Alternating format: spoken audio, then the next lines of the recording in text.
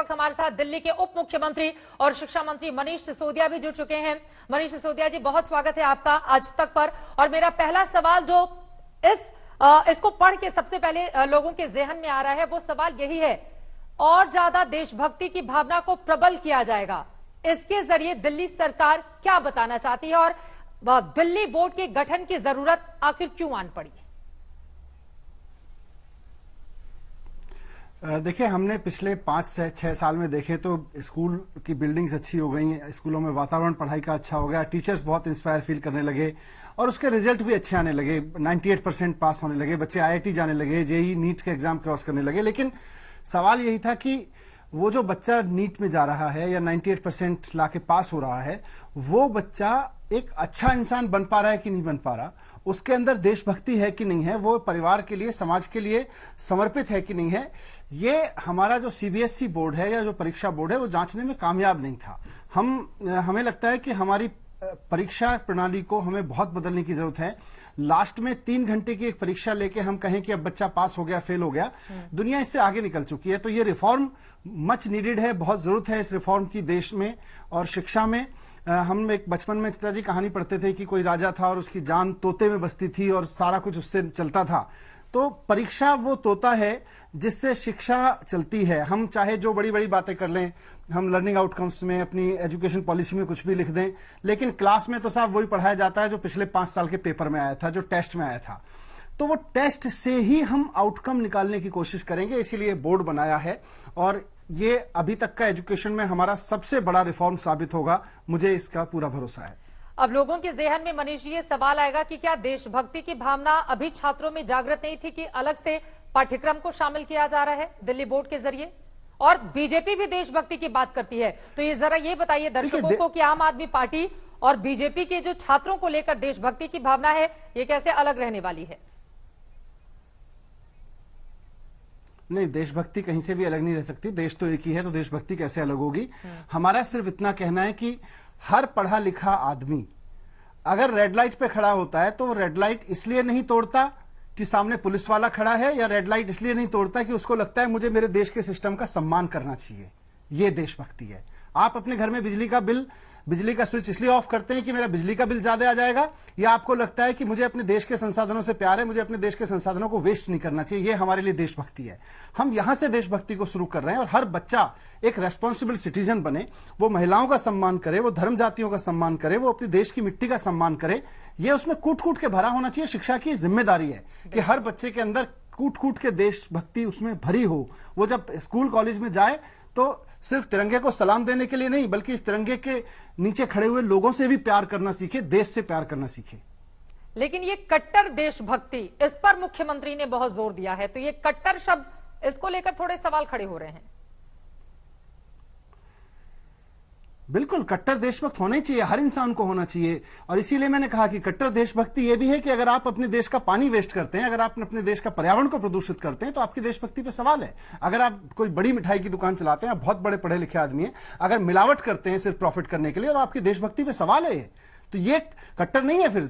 फिर आप हो सकता है भारत माता की जय जोर से बोल देते हो, लेकिन अगर भारत माता की जय बोल के भारत के ही लोगों को मिला के मिठाई खिलाते हैं, तो फिर आपकी देशभक्ति पे सवाल है। इसीलिए हम एजुकेशन में इन चीजों को ला रहे हैं कि कैरिकुलम में हर बच्चा अपने अंदर से झांके, और सिर्फ झांके नहीं, उसको पढ़ाया जाए, और सिर्फ पढ़ाया नहीं जाए बल्कि टेस्ट भी होगा। जब परीक्षा होगी तो हम ये जांचेंगे, टीचर्स को बताएंगे कि इस बच्चे के अंदर अभी उसके मानसिकता में ये कमी रह गई है, इसके माइंडसेट में ये कमी रह गई है, इस पे काम करने की जरूरत है। तो 12 साल जो बच्चा स्कूल में रहता है, उसका लगातार आकलन कर करके वो पर्यावरण के प्रति प्रेम करता है कि नहीं करता, वो महिलाओं के प्रति सम्मान का भाव रखता है कि नहीं रखता, वो अपने परिवार, अपने बुजुर्गों के प्रति सम्मान का भाव रखता है कि नहीं रखता, देश के प्रति सम्मान का भाव उसके अंदर ग्रेटिट्यूड है कि नहीं है, वो तिरंगे से लेके राष्ट्रीय प्रतीकों से लेके राष्ट्र के शहीदों के लिए सम्मान रखता है कि नहीं रखता। ये सारी चीजें कहीं ना कहीं आकलन में भी रहेंगी और 12वीं तक हम ये सुनिश्चित करेंगे, गारंटी लेंगे कि हर बच्चे के अंदर अपने देश के लिए, अपने देश के लोगों के लिए प्यार भरा हो। हर धर्म, हर जाति के ऊपर लागू होगा? बिल्कुल, सबके ऊपर लागू होगा। पढ़ाई तो साइंटिफिक है, सबके ऊपर लागू होगी। इसमें देश धर्म है सबसे बड़ा। बिल्कुल, ये महत्वपूर्ण बातें आपने कही हैं और यकीनन इसके जरिए दिल्ली सरकार आगे कैसे बढ़ेगी ये देखना दिलचस्प होगा। लेकिन एक और बात, हम सब ने विधानसभा चुनावों के दौरान देखा था, पानी स्वास्थ्य और शिक्षा के मुद्दे पर खासतौर से। मैंने भी आपके साथ कई सरकारी स्कूलों का दौरा किया जिसमें उसका रंग रूप किस तरह से बदल गया है, ये सब हमने देखा और सभी उसकी तारीफ भी करते हुए नजर आए। तो एक चुनाव में वोट का जरिया भी आपके लिए ये तमाम स्कूल बने, इस सवाल पे मैं आऊंगी, लेकिन उसके पहले लोगों के जेहन में, खासतौर से माता पिता के जेहन में ये सवाल है कि सीबीएसई बोर्ड या अन्य बोर्ड से ये जो दिल्ली बोर्ड है ये किस तरह से अलग रहने वाला है और कैसे आप ये सुनिश्चित कर पाएंगे कि दिल्ली बोर्ड ज्यादा बेहतर है? एक तो इसमें नेशनल इंटरनेशनल एक्सपीरियंस हमारा बहुत काम आएगा। हमने इसको एकदम इंटरनेशनल स्टैंडर्ड का बोर्ड हम बनाएंगे। आज आप देखें तो दुनिया में जो हायर एजुकेशन संस्थान हैं वो रोट टर्निंग से ऊपर उठ गए हैं। आज आप हार्वर्ड जाना चाहें, अपने बच्चे को भेजना चाहें, तो आपके बच्चे के रट के अगर 100% आ गए, हार्वर्ड में काम नहीं आता, कैम्ब्रिज में काम नहीं आता। आज आईआईटी में आपके बच्चे के रटे हुए 100% काम नहीं आते हैं। आपके बच्चे ने क्या समझा है, अगर वो समझ पाया है तो जेई क्रॉस कर पाता है, डॉक्टर बन पाता है, नहीं तो नहीं कर पाता है। तो ये जो हमारे बोर्ड्स कहीं ना कहीं रटने का शिकार हो गए हैं। वो केवल 3 घंटे के अंत में एक परीक्षा लेते हैं कि आपने कितना अच्छा रटा और कितना अच्छा कॉपी में उतार दिया, उसकी वो परीक्षा है। बोर्ड की परीक्षा कुल मिला के ये हो गई है। समझ की परीक्षा क्या है, माइंडसेट की परीक्षा क्या है। दुनिया के सारे बड़े बड़े संस्थान, आज आप आईआईटी चले जाइए, एम्स में एडमिशन लेना चाहें तो, आप हार्वर्ड कैम्ब्रिज में एडमिशन लेना चाहें, आपका मानसिकता देखते हैं। हमारे पास मानसिकता के आकलन के लिए बोर्ड ही नहीं है। हम केवल रटने की परीक्षा लेके अपना बोर्ड चला रहे हैं। दिल्ली का जो बोर्ड होगा इसमें समझ, मानसिकता, इसका बहुत बड़ा रोल होगा। और जैसे जैसे रिजल्ट आएंगे, इसीलिए हम इसको इंपोज नहीं कर रहे कि हम दिल्ली के 2700 स्कूलों में एक साथ इसको इंपोज करें। हमारी योजना यह है कि हम 20, 25, 30 स्कूलों के साथ इसको शुरू करेंगे और हमें पूरा उम्मीद है कि 2 से 3 साल के अंदर पेरेंट्स, टीचर्स, प्रिंसिपल्स आके रिक्वेस्ट करेंगे, साहब ये इंटरनेशनल स्टैंडर्ड हमको भी चाहिए। 2021-22 से ही क्या इसको लागू किया जाएगा? कितने स्कूल दिल्ली के इसके दायरे में आएंगे, मेरा अगला ये सवाल है। और एक और सवाल, इतिहास को लेकर हाल ही में बहुत सारे सवाल किए गए हैं, उसको बदलने की बात कही गई है, तो दिल्ली सरकार इसको लेकर कैसे आगे बढ़ेगी? कट गया शायद, ये देखना। मनीष जी, मेरी आवाज आ रही है आपको?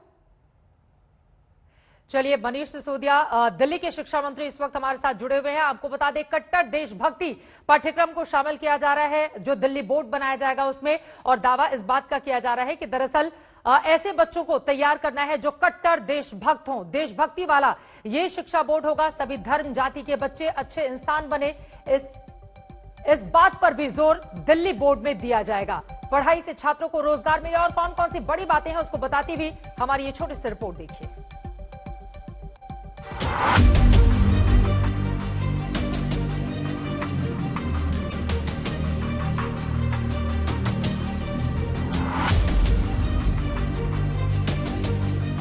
पहले बदली सूरत, अब बदलेगा सिलेबस। बदल जाएगा दिल्ली के स्कूली किताबों का पाठ। दिल्ली में पढ़ाई के साथ साथ देशभक्ति की शिक्षा की तैयारी। जिस दिल्ली की शिक्षा व्यवस्था को नई ऊंचाइयां देने का दावा दिल्ली सरकार करती है, अब उसके लिए सरकार की ओर से नए बोर्ड के गठन का ऐलान कर दिया गया है। दिल्ली के छात्र अब सीबीएसई बोर्ड के अलावा राज्य के अपने बोर्ड में भी पढ़ाई कर सकेंगे।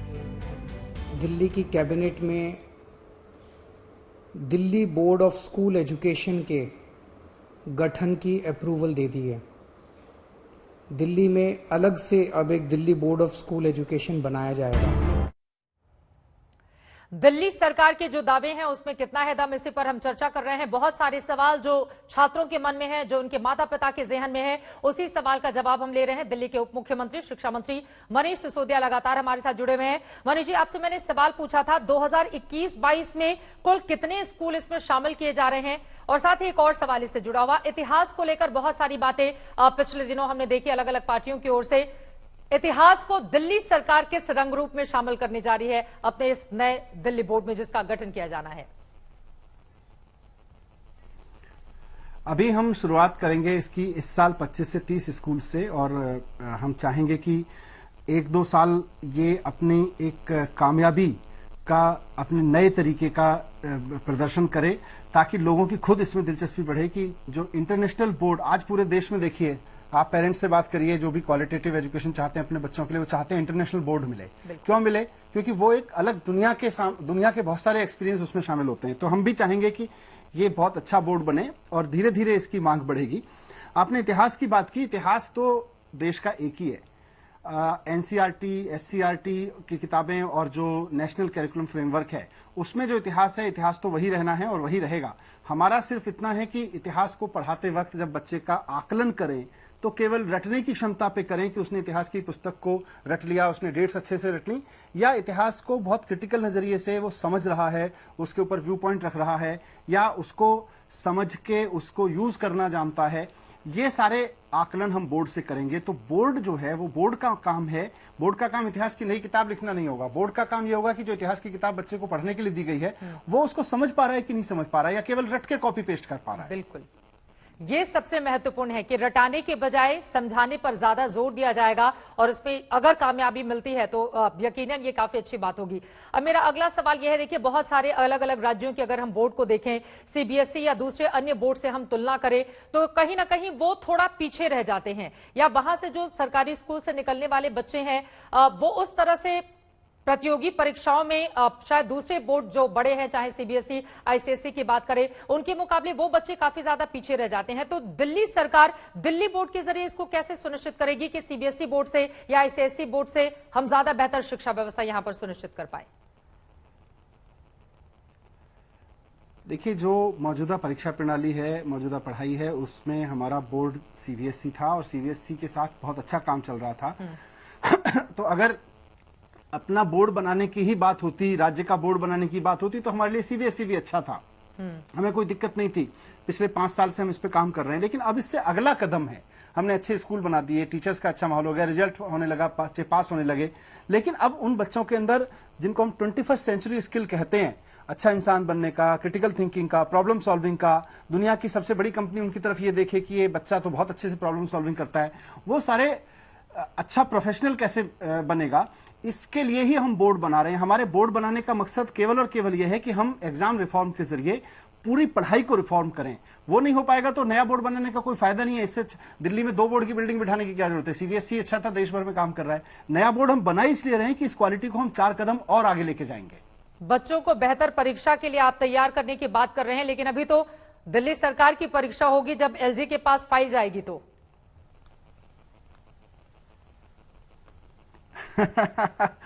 वो मुझे नहीं लगता कि इसमें कोई प्रॉब्लम होगी कहीं पे। आपको नहीं लग रहा है कि किसी भी तरह की कोई भी दिक्कत होगी, क्योंकि बहुत सारे इस तरह के उदाहरण रहे हैं?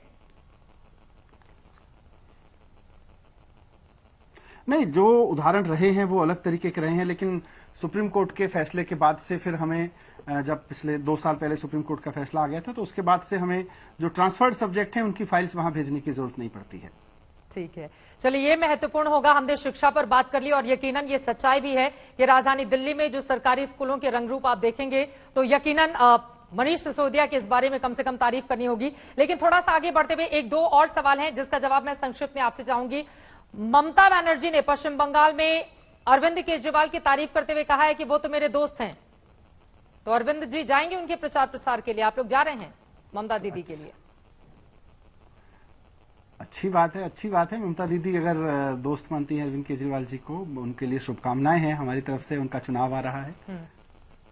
सिर्फ शुभकामनाएं, ठीक है। किसान आंदोलन के 100 दिन हो गए। मेरठ में आम आदमी पार्टी की ओर से भी बड़ी रैली की गई। हर बात पर आप लोग बोल भी रहे हैं। अभी तक कोई बीच का रास्ता नहीं निकला है इस पूरे मुद्दे पर। क्या सोचते हैं आप लोग अब जब 100 दिन हो चुके हैं?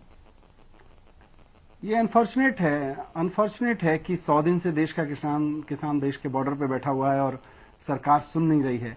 सुन सकती है, उनकी बात मान सकती है, उनकी बात, क्योंकि देश के इतनी बड़ी संख्या में किसान अगर मांग कर रहे हैं तो आप उनकी बात मान क्यों नहीं लेते हैं? आप कह रहे हैं हम उनका भला करना चाह रहे हैं, किसान कह रहे हैं हमारा भला नहीं हो रहा है, इससे हम जान गए कि हमारा भला नहीं हो रहा है, फिर क्यों जबरदस्ती कर रहे हैं? मान लीजिए किसान की बात। ऐसी भी क्या जिद है, ऐसी भी क्या मजबूरी है? चलिए ठीक है, अब इस पर सरकार और किसानों के बीच क्या कोई सुलह का फॉर्मूला निकल पाएगा, इस पर लगातार रहेगी हमारी नजर। बहुत शुक्रिया मनीष सिसोदिया जी आज तक से जुड़ने के लिए और महत्वपूर्ण जानकारी दर्शकों से साझा करने के लिए।